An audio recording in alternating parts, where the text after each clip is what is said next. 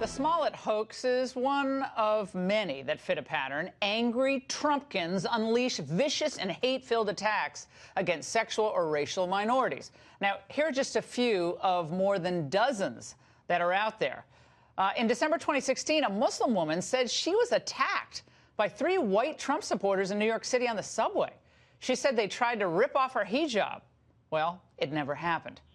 And then one day after the 2016 election, a student at Bowling Green in Ohio said that white males wearing Trump shirts threw rocks at her and hurled racial slurs. Protests in a university town hall ensued. The student made up the entire incident. And in September of last year, a woman told police on Long Island she was driving home when 4 teens confronted her and yelled, "Trump 2016." And then they told her, quote, she didn't belong here. That, too, was made up. Here now is Dinesh D'Souza, conservative filmmaker and author. Dinesh, what does this tell us about the current political climate and the culture today? Well, the first thing it tells us is that these fake racial incidents have become normalized. When the Tawana Brawley case broke a generation ago, this was a bogus racial incident involving an African-American woman who had claimed to have been abused and battered.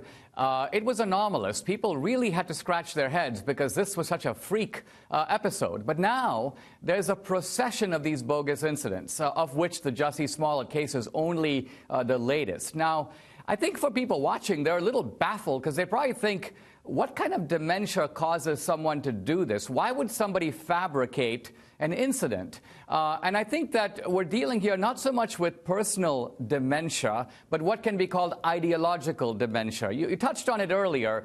There's a narrative here that they're trying to advance. The narrative is that the MAGA supporters, the Trump people, are a bunch of racists. Now, it's obviously a tribute to the Trumpsters that they are not racist, because the Jussie Smolletts, despite being black, despite being flamboyantly gay, are going out there looking for people to pick on them, and nobody is. So the facts are not supporting the narrative at all. So they figure, why not make up the facts? Why not adapt the facts to the narrative rather than the other way around? And I think this is the demented psychology, the demented progressive psychology that drives these racial faked incidents. And the second reason for them is that they get away with it.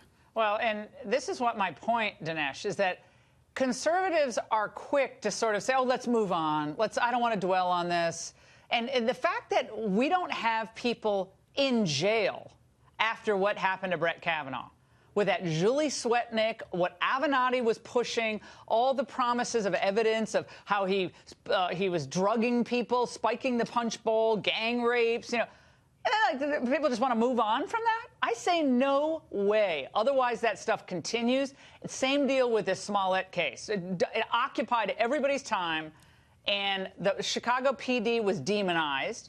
And, of course, Trump supporters are made out to be these horrible, awful, terrible, rotten people because, look, your people are doing this to this poor actor.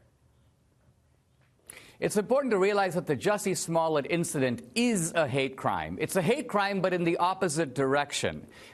Remember, if Jussie Smollett basically wanted to go and beat himself up, that's not against the law. The real crime here was attempting to pin this blame on a bunch of people who did nothing, on innocent people. And it is this idea of trying to ultimately frame Trump supporters for something that Smollett himself perpetrated. So he's the perpetrator masquerading as the victim. It's very important that he be held accountable for that. Otherwise, the left basically thinks, let's keep trying this stuff. When it works, it works. When it doesn't, we get away with it. Dinesh, excellent analysis as always. Thank you so much.